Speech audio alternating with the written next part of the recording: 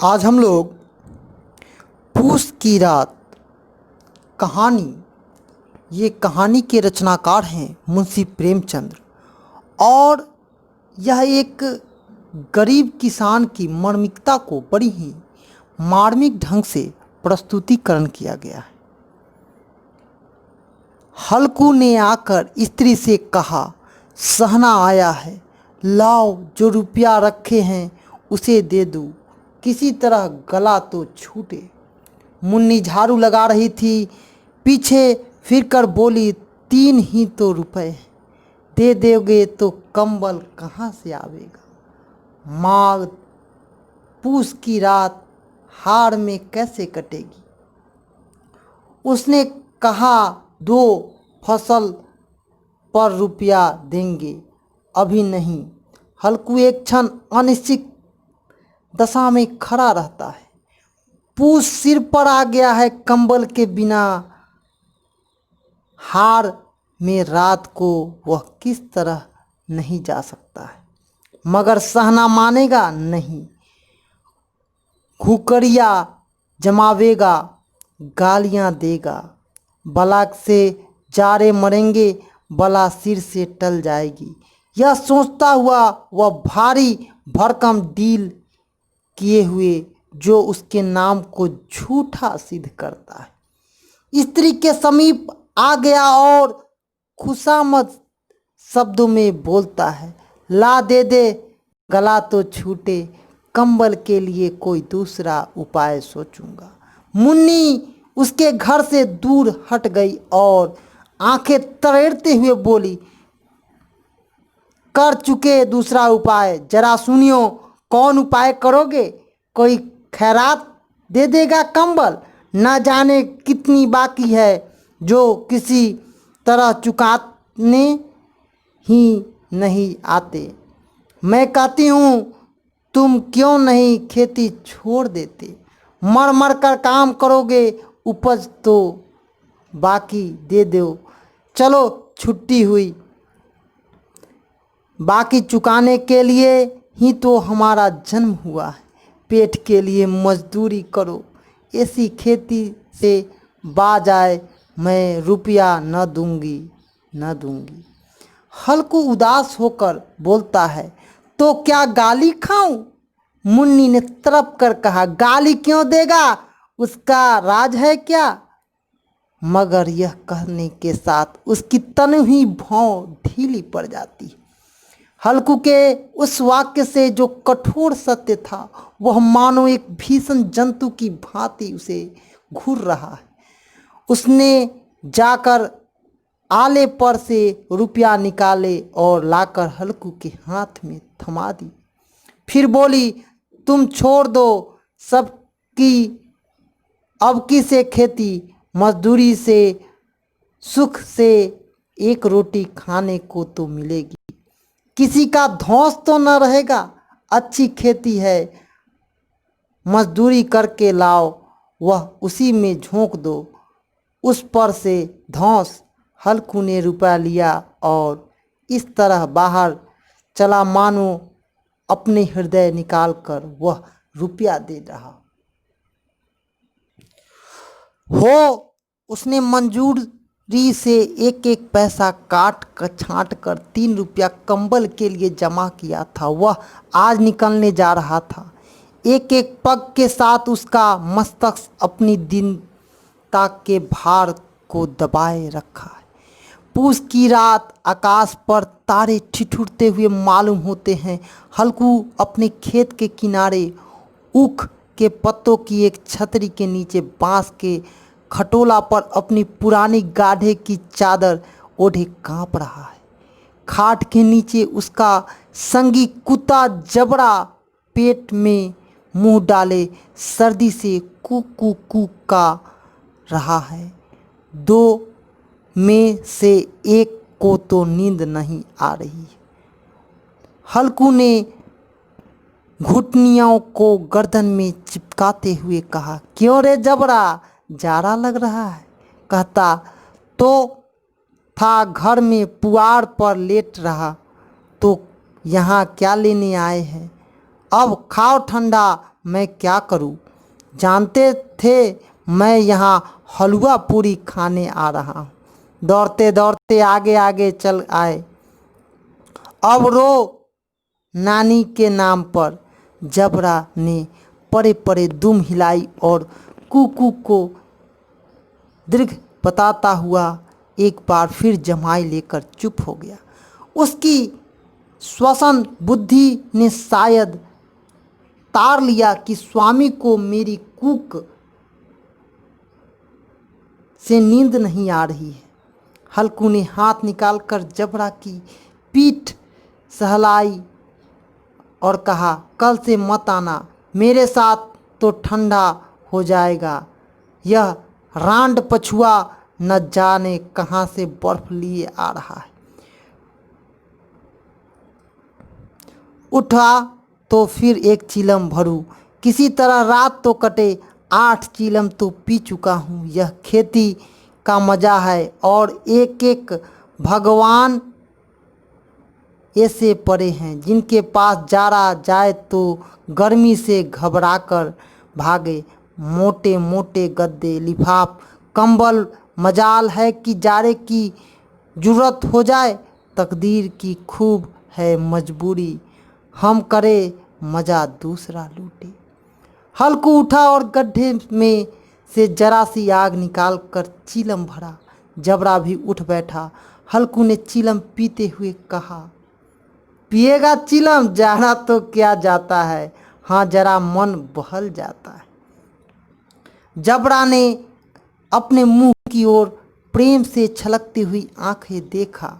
हल्कू आज और जारा खा ले, कल से मैं यहाँ पुआल बिछा दूंगा, उसी में घुसकर बैठना, तब जरा न लगेगा। जबरा ने अगले पंजे उसकी घुटनियों पर रख दिया और उसके मुंह के पास अपना मुंह ले गया। हल्कू को उसकी गर्म सांस लगी। चीलम पीकर हल्कू फिर लेटा और निश्चित करके लेटा कि चाहे जो कुछ हो जाए सो जाऊंगा। पर एक ही क्षण में उसके हृदय में कंपन होने लगी। कभी इस करवट लेता तो कभी उस करवट लेटता, कभी उस करवट। वह जारा किसी पिचास की भांति उसकी छाती में दबाए हुए था। जब किसी तरह से न रहा गया तो उसने जबरा को धीरे धीरे उठाया और उसके सिर को थपथपाकर उसे अपनी गोद में सुला लिया। कुत्ते की देह से जाने कैसी दुर्गंध आ रही थी, पर वह उसे अपनी गोदी में बैठाए हुए चिपटाए हुए ऐसे सुख का अनुभव कर रहा था जो उधर महीने से उसे न मिला था। जबरा शायद समझ रहा था कि स्वर्ग यही है और हल्कू की पवित्र आत्मा में तो उस कुत्ते के प्रति घृणा का गंध तक नहीं थी। अपने किसी अभिन्न मित्र या भाई को भी वह इतनी तत्परता से गले लगाता। वह अपनी दीनता से आहत था। उसने आज उसे इस दशा में पहुंचा दिया। नहीं, इस अनोखी मैत्री ने जैसे उसकी आत्मा के सब द्वार खोल दिए और उसका एक एक अणु प्रकाश में चमक रहा था। सहसा जबरा ने किसी जानवर की आहट पाई। इस विशेष आत्मीयता ने उसमें एक नई स्फूर्ति पैदा कर दी जो हवा के ठंडे झोंके के तुच्छ समझती थी। वह छटपटाकर उठा और छतरी से बाहर आकर भूखने लगा। हल्कू ने उसे कई बार चुमाकर बुलाया पर वह उसके पास न आया। हार में चारों तरफ दौड़ दौड़ कर भूखता रहा। एक क्षण के लिए आ भी जाता तो तुरंत ही फिर दौड़कर। कर्तव्य उसके हृदय में अरमान की भांति उछल रहा था। 1 घंटा और गुजर गया। रात ने शीत की हवा के धधकान शुरू किया। हल्कू उठा बैठा और दोनों घुटनों को छाती में मिलाकर सिर को उसमें छिपा लिया। फिर भी ठंडा कम न हुआ। ऐसा जान पड़ता था सारा रक्त जम गया है। धमनियों में रक्त की जगह हिम बह रहा है। उसने झुककर आकाश की ओर देखा। अभी कितनी रात बाकी है। सप्त ऋषि अभी आकाश में आधे ही भी नहीं चढ़े थे, ऊपर आ पहुँचे थे। तब कहीं सवेरा होगा, अभी पहर भर से ऊपर रात है। हल्कू के खेत में कोई एक गोली के टप्पे पर अम्मा का बाग था। पतझड़ शुरू हो गई थी। बाग में पत्तियों का ढेर लगा हुआ था। हल्कू ने सोचा, चलकर पत्तियां बटरूं और उसे जलाकर खूब तापूं। रात को कोई मुझे पत्तियां बटोरते देखे तो समझेगा कि भूत है। कौन जाने कोई जानवर भी छिपा बैठा है, मगर अब तो बैठे नहीं रहा जा सकता। उसके पास के अरहर की खेत में जाकर कई पौधे उखाड़ लिए और उसका एक झाड़ू बनाया। हाथ में सुलगता हुआ उपला लिए बगीचे की तरफ चला। जबरा ने उसे आते देखा तो पास आ गया और दुम हिलाने लगा। हल्कू ने कहा, अब तो नहीं रहा जाएगा ता जबरू, चलो बगीचे में पत्तियां बटोरते हैं और तापते हैं। डांटे हो जाए तो फिर आकर सोएंगे, अभी तो रात बहुत है। जबरा ने कू करके सहमति प्रकट की और आगे आगे बगीचे की ओर चला। बगीचे में धूप अंधेरा हुआ था और अंधकार में निर्दय पौन पत्तियों को कुचलता हुआ चल जाता था। वृक्षों से ओस की बूंदें टप टप नीचे टपक रही थी। एकाएक क्षण का मेहंदी के फूल की खुशबू लिए हुए आया। हल्कू ने कहा, कैसी अच्छी महक आई जबरू, तुम्हारी नाक में तो सुगंध आ रही है। जबरा को कहीं जमीन पर एक हड्डी मिल गई, उसे चिरोड़ रहा था। हल्कू ने आग जमीन पर रख दी और पत्ती बटोरने लगा। जरा देरी से पत्तियों का एक ढेर लगा दिया। हाथ ठिठुर जाते थे, नंगे पांव गले जाते थे और वह पत्तियों का पहाड़ खड़ा कर रहा था। इसी अलाव में वह ठंडे को जलाकर भस्म कर दे। थोड़ी देर में अलाव जल उठा। उसकी लौ ऊपर वाले वृक्ष के पत्तियों को छू छू कर भाग रही थी।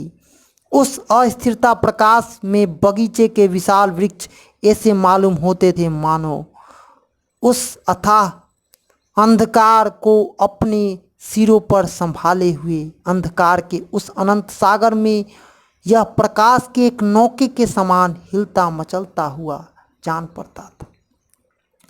हल्कू अलाव के सामने बैठा आग ताप रहा था। एक क्षण में उसने दोपहर उतारकर बंगले में दबा ली और दोनों पांव फैला दिया, मानो ठंडा को ललकार रहा था। मेरे जी में आए तो कर ठंडे को असीम शक्ति पर विजय पाकर वह विजय गर्व को हृदय में छिपा न सका। उसने जबरा से कहा, क्यों जबरा, अब ठंडा नहीं लग रहा है? जबरा ने कू करके मानो कहा, अब क्या ठंडा लगती रहेगी?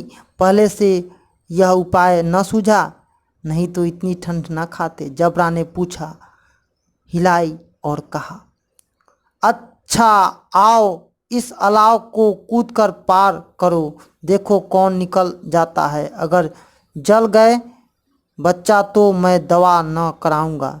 जबरा ने उस अग्निराशि की ओर कतार नेत्रों से देखा। मुन्नी से कल न कह देना, नहीं तो लड़ाई करेगी।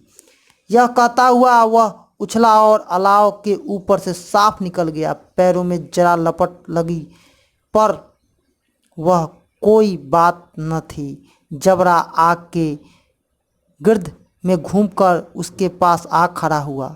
हल्कू ने कहा, चलो उसकी सही नहीं, ऊपर से कूद कर आओ। वह फिर कूदा और अलाव को इस पार से उस पार कर गया। पत्तियां जल चुकी थी। बगीचे में फिर अंधेरा छा गया था। राख के नीचे कुछ कुछ आग बाकी थी, जो हवा का झोंका आ जाने पर जरा जग उठती थी। पर एक क्षण में फिर आंखें बंद कर ली। हल्कू ने फिर चादर ओढ़ ली और गर्म राख के पास बैठा हुआ एक गीत गुनगुनाने लगा। उसके बदन में गर्मी आ गई, पर ज्यों-ज्यों शीतलता बढ़ती जाती उसमें आलस दबाव लेता जा रहा था। जबरा जोर से भूंककर खेत की ओर भागा। हल्कू को ऐसा मालूम हुआ कि जानवरों के एक झुंड उसके खेत में आया है, शायद नीलगायों का झुंड है। उसने कूदते दौड़ने की आवाज साफ कान में आ रही थी। फिर ऐसा मालूम हुआ कि वह खेतों में चर रहा है। उसके चबाने की आवाज चर चर सुनाई दे रही थी। उसने दिल में कहा, नहीं, जबरा के होते कोई जानवर खेत में नहीं आ सकता है। नोच ही डाले, मुझे भ्रम हो रहा है। कहा, अब तो कुछ नहीं सुनाई देता है, मुझे भी कैसा धोखा हुआ। उसने जोर से आवाज लगाई, जबरा जबरा। जबरा भूखता रहा, उसके पास ना आया। फिर खेत के चारों जाने की आहट मिली। अब वह अपने को धोखा ना दे सका। उसे अपनी जगह से हिलना जहर सा लग रहा। कैसे दादा जा उठे और उस जाड़े पाले की खेत में जाना, जानवरों के पीछे दौड़ना असूझ जान पड़ा। वह अपनी जगह से न हिला। उसने जोर से आवाज लगाई, हिलो हिलो हिलो। जबरा भूख उठा। जानवर खेत चल रहे थे, फसल तैयार थी, कैसी अच्छी खेती थी, पर ये दुष्ट जानवर उसका सर्वनाश कर डाले। हल्कू पक्का इरादा करके उठा और 2-3 कदम चला, पर एकाएक हवा का एक ऐसा ठंडा झोंका, चुभाने वाली बिच्छू के डंक का झकझोर देने वाले, फिर बुझती हुई अलाव के पास आ बैठा और राख के कुदरते अपनी ठंडी देह को गरमाने लगा। जबरा अपना गाला फाड़ते डाला था, नीलगाय खेत का सफाया कर डाली और हल्कू गर्म राख के पास शांत बैठा था। अकर्मण्यता की रस्सियों की भांति उसे चारों ओर से जकड़ रखा था। उसी राख के पास गर्म जमीन पर वह चादर ओढ़कर सो गया। सवेरा जब हुआ, उसकी नींद खुली।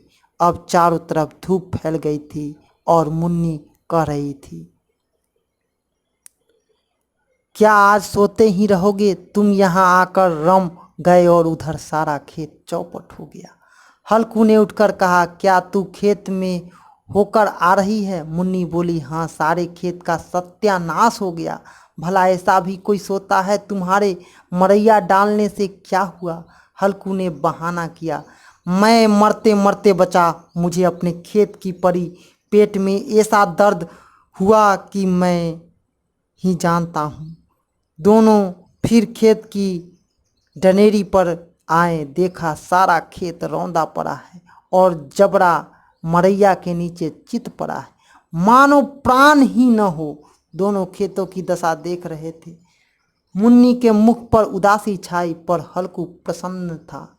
मुन्नी ने चिंतित होकर कहा, अब मजदूरी करके मालगुजारी भरनी पड़ेगी। हल्कू ने प्रसन्न मुख से कहा, रात की ठंडे में यहाँ सोने तो न पड़ेगा। यह रचना पूस की रात हल्कू, मुन्नी और जबरा के इर्द गिर्द घूमती है। इस गरीबी में भी किसान ठंडी रातों में कैसे काम करता है, इसकी मर्मिकता को मुंशी प्रेमचंद्र ने अपने शब्दों के बानों में पिरोकर हमें दिया है। यह वीडियो आप न्यू एजुकेशन पॉइंट की तरफ से देख रहे हैं। धन्यवाद। जय हिंद, जय भारत।